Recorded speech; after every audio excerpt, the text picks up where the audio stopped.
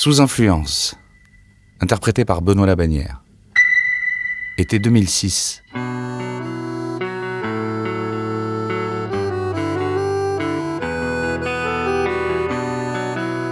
J'ai pris l'habitude au détour de mes lectures de reprendre des phrases qui me plaisaient.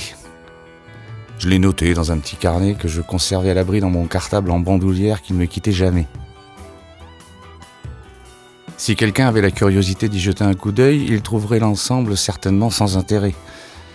Dans ce petit carnet se mélangeaient des vers poétiques, les paroles d'une chanson, la dernière réplique d'une tragédie, la définition d'un mot. Pourquoi les noter ? Je me le demande encore aujourd'hui. En relisant ma collection de maximes, je m'aperçois que j'en ai utilisé la plupart dans mon quotidien. À différents degrés selon les situations. Rock'n'roll, ça je l'ai beaucoup dit.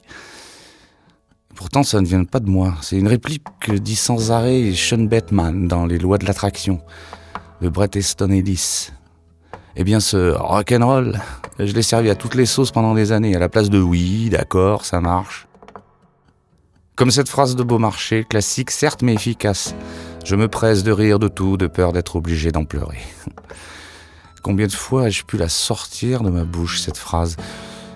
Pour moi, elles avaient une utilité. Elles servaient de réponse à bien des situations. Il y en a une dont je me suis bien servi, surtout au lycée, pour draguer les filles. Si la musique est l'aliment de l'amour, jouez, jouez toujours. Ah, William Shakespeare m'a beaucoup aidé, je l'avoue. Même si je ne prenais pas en compte le sens véritable de ces mots. À l'époque, je trouvais que ça faisait joli, que ça sortait de l'ordinaire. C'est ça mon problème. J'ai toujours voulu sortir de l'ordinaire. Être un autre. Mais pourquoi faire ? Je ne sais pas. Inconsciemment, cela devait me rassurer d'endosser même quelques secondes l'habit de quelqu'un d'autre. Quelqu'un qui ne me ressemble pas. Comme cela, je pouvais mieux gérer les émotions et les imprévus. La vie n'est qu'un fantôme errant, un pauvre comédien qui se pavane et s'agite durant son heure sur la scène et qu'ensuite on n'entend plus.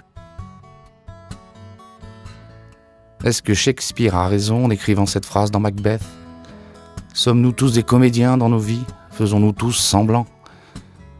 Pendant des années, j'ai accepté de faire le clown en m'obligeant à faire des galipettes, à tirer des ficelles usées, d'avoir trop servi. Je ne renie pas cela, car faire le clown sur une scène est un art difficile et tout à fait respectable. Je suis le premier spectateur de ces artistes qui nous font rire. Mais pourquoi me mentir ? Je me rends compte que mon travail d'acteur n'a pas avancé d'un pouce depuis longtemps. La répétition est devenue mon credo. Pas de création, mais reprendre la même gestuelle, la même voix, le même moteur pour des personnages différents, mais qui au final se ressemblent trop. Je ne suis pas comédien. Je suis un escroc de la scène. J'ai bien voulu me risquer dans d'autres univers, mais je me pliais à d'énormes concessions et la douleur de l'échec que j'ai connue, en plus de la sensation terrible de décevoir le public, m'a handicapé jusqu'à aujourd'hui. Alors je dois avouer que j'ai profité de ce petit talent que Dieu, s'il existe, a bien voulu m'accorder. Je savais faire certaines choses, donc je les faisais. Mais, comme le dit si bien Paul Auster, un mensonge ne peut jamais être effacé. Même la vérité n'y suffit pas.